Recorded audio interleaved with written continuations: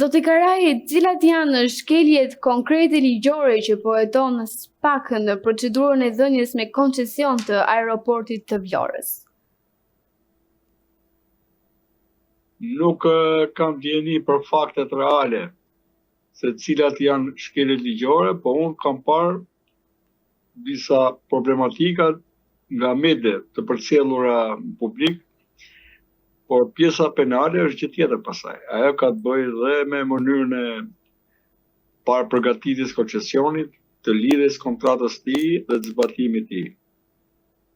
Ndërsa në publik deri tani është bërë prezent një konflikt midis ortakësh dhe problematika e tyre është shtrirë në akuza penale dhe civile, ku kemi një transferim për mua të paligjëruar të aksioneve, pasi nuk janë miratuar nga faktori shtet dhe nuk janë regjistruar në QKB. Për këtë arsye, në bazë të ligjit shqiptar, ato nuk kanë vlerë juridike. Dhe në krahun tjetër kemi një masë sigurimi padije që ka bllokuar aksionerin majoritar me 98% dhe i ka dhënë forcë, ka lënë të lirë vetëm aksionerin ligjor me 2% deri tani. Kemi një largim të firmës turke, e cila kishte vlerën e një operatori operacional, pra që nuk e kanë këta dy të tjerë, Pacolli me Ademin, dhe që nuk është zëvendësuar me miratimin, besoj, edhe të faktorit shtet, me një operator që ka të njëjtat cilësi si ai, në vlerë në fushën operacionale të funksionimit të aeroportit. Pra, duhet të jetë një operator i cili ka përvoja dhe me përsipër ta bërë në punë nga ana operacionale e aeroportit. Përveç saj, kemi problematik prap tjetër, që është gjë e vogël, të marrjes së një kredie, e cila lë peng, besoj, të gjithë aktivitetin, dhe që mund të interpretohet, domethënë, si një kalim indirekt pronësisë, domethënë. Kjo problematik tani e ndërthurur në fushën penale dhe civile, nesër mund të ketë ka riski të ndërthuret edhe me fushën e arbitrazhit ndërkombëtar dhe ta ekspozoj plotësisht faktorin publik me riske tjera. Në përgjithësi kjo është.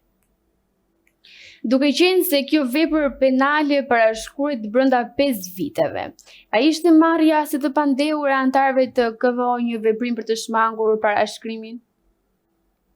Kush është vepra penale?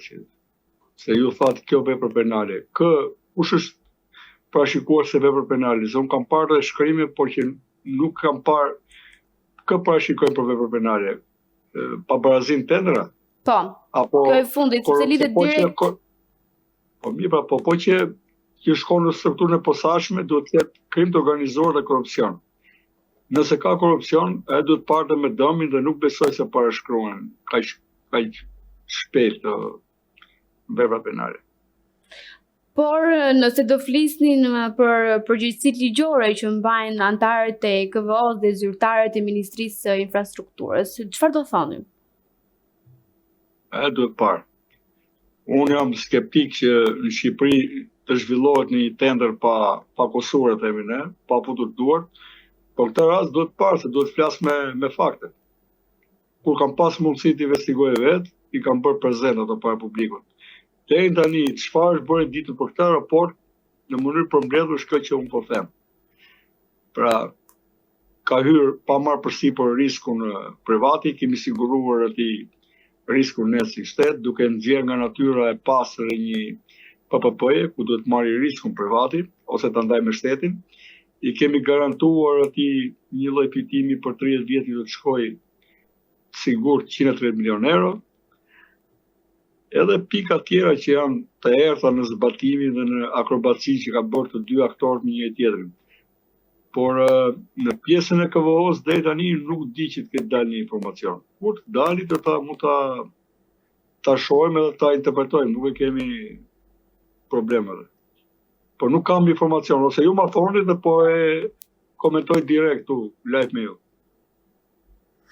Sa ndikon mungesa e publikimit të emrave të pandehurve në transparencën dhe besimin e publikut?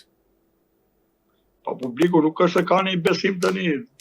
Besimi publikut kur nisëm nga unë që mundohem ta gjej drejtësinë edhe tek ajo pjesa më e vogël edhe ajo shkëndija e vogël e drejtësisë, pjesa tjetër po të kishe besim, kishe mbajtur këmbët, kishe qëndruar në Shqipëri, do të thotë jetë në Shqipëri. Zbrazja vendit është nga faktori i humbjes shpresës që ka drejtësi, se kush ka drejtësi nuk ka shtetës së drejtës, nuk ka shtet ligjor, s'ka të ardhme.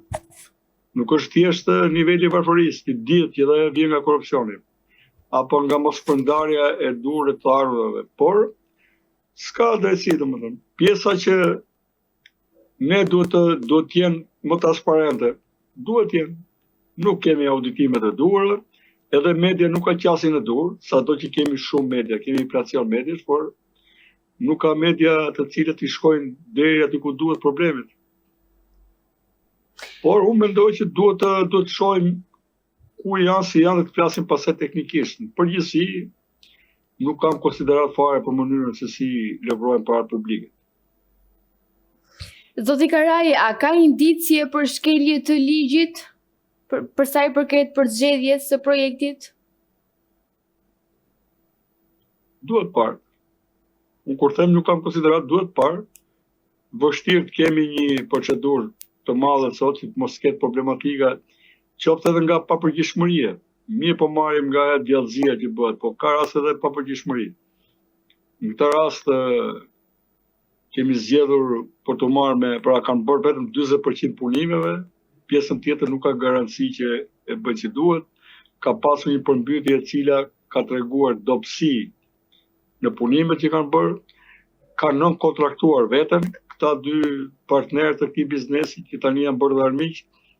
Kështu që pa u ndërtuar mirë raporti, kemi në krizë të fortë persona që kanë marrë përsipër ta ndërtojnë atë dhe të operojnë me të. Konsorciumin që është përkushtuar këtij investimi. Kështu që është nisur me këmbë të majtë, domethënë, nuk është nisur mbar. Dhe fakti që nuk ka funksionuar kështu, fakti që nuk bëhen kalime aksionesh pa u miratuar nga faktori shtet etj, tregon që ka mangësi në këtë investim. Mund të ketë në informacion tjetër që ka çuar direkt tani që prokuroria e posaçme të nisi proces. Unë nuk e di, ka nis proces për këtë investim apo jo. Dhe deri ku jemi, nëse kemi komunikim akuza apo jemi thjesht fazën e hetimit. Zoti Karaj? Po. Është më shumë tek pjesa e rrezikut, domethënë, se cilat kush nga përgjegjësit kryesor mund të ndiqen penalisht. Kjo është. Po. Që sipas këndvështrimit tuaj juridik, domethënë. Nuk përgjegjësi kryesor nuk di të them tani se çfarë ka konstatuar organi i akuzës. Kush janë ata që janë në dukje dhe të tjerë që janë pas tyre. Kjo duhet parë si janë përfshirë. Deri tani po marr vesh që ka nisur spaku një procedurë hetimi. Nuk e di ku janë dhe kush janë personat që po hetohen dhe kush pritet dalë. Por besoj të jetë një numër i vogël. Mund të kemi edhe pushtetar të rangut më të lartë. Për këtë duhet presim tani. Pasi hetimi na ofron dhe gjëra që nuk i ofron thjesht procesi në letër dhe zyrtar që ka ky koncesion. Do ofroj përgjigje telefonike, do ofroj dëshmi, do të shohim, mund të dalin dhe ata që nuk figurojnë në letër, si hartues dokumentacioni apo miratues të këtij koncesioni. Pra mund të kemi edhe njerëz tjerë pas tyre. Për këtë duhet pritur se shumë herë, nëse sapo ka nisur hetimi, nuk ka besoj njëri që flet në mënyrë precize kush është përgjegjësi dhe kush jo. Mund të jenë të gjithë, mund të jenë pjesërisht, po mund të kemi edhe për te, dhe kam besim do ketë edhe për te komisionit. Dhe ata janë mësuar që delegojnë firmën në për komisione, po pak veprojnë de facto vetë dhe komisioni notarizon vullnetin e pushtetarëve të mëdhenj. Kjo duhet parë. Zoti Karaj, nëse do flisnim për një temë tjetër, nëse do flisnim për zotin Ilir Meta, a do dali ai nga burgu sipas së gjykimit tuaj? Por nëse nuk do të bëhen hetimet e duhura dhe do të bëhen të ngushtuara, pra jo të zgjeruar aq sa duhet, nuk kemi nevojë ta zgjerojmë më tepër sa duhet spektrin. Dhe unë besoj që ka pasur një ngurim të parashyeshëm për të hetuar faktorin e korruptuar Çek në aferën Diaqez, si dhe në aferën që i ka paraprir aferës Diaqez, ka qenë afera e privatizimit të OSSH-s nga Çezi. Pra kemi një aferë që u gatua në vitet 2005-2009 dhe aferën Diaqez që pasoi atë në vitin 2010, 2011, 2012. Dhe në të dyja rastet faktori i përfshirë Çek ka bërë që organet e drejtësisë shqiptare do të jetojnë sa më pak edhe në mënyrë të cunguar. Tani nuk është i përfshirë aty, unë kam kallëzuar 7 persona dhe del që është vetëm Ilir Meta në bankën e drejtësisë. Kjo nuk besoj se justifikon të hetim kaq i gjatë.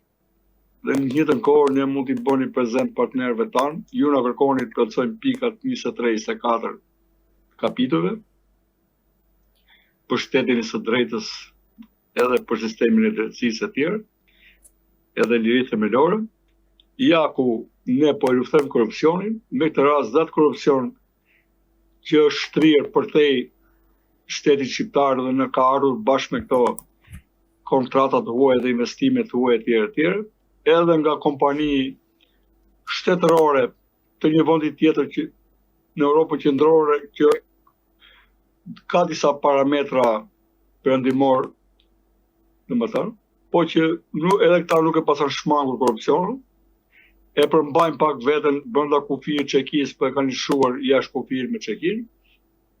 Këtë rast ishte një sfidë si për Europën dhe për Shqipërinë, dhe një nga rastet më të mira për treguar vullnetin që ne po luftojmë korrupsionin. Kështu që unë personalisht jam i pakënaqur që nuk ndodhet në bankën e drejtësisë një grup minimumi prej 3 zyrtarë shumë të lartë Çek, drejtues të Çes Group dhe Çes Shpërndarje, pra të Çesin në Prag dhe Çesin në Tiranë të kohës, drejtuesve dhe anëtarëve të ERS, Entrit Rregulator të Energjisë, që në 7 dhjetor 2010 miratuan në mënyrë pa besë të palishme një vendim ku ulin çmimin e shitjes së energjisë nga shteti shqiptar tek Çes Shpërndarje, duke na krijuar një dëm ne si vend minimumi 30-35 milionë euro në vit. Stile pronarit të Dias Kasoti Ismailet, i cili është dënuar vetëm për vjedhjen nëpërmjet mashtrimi, por jo për korrupsionin.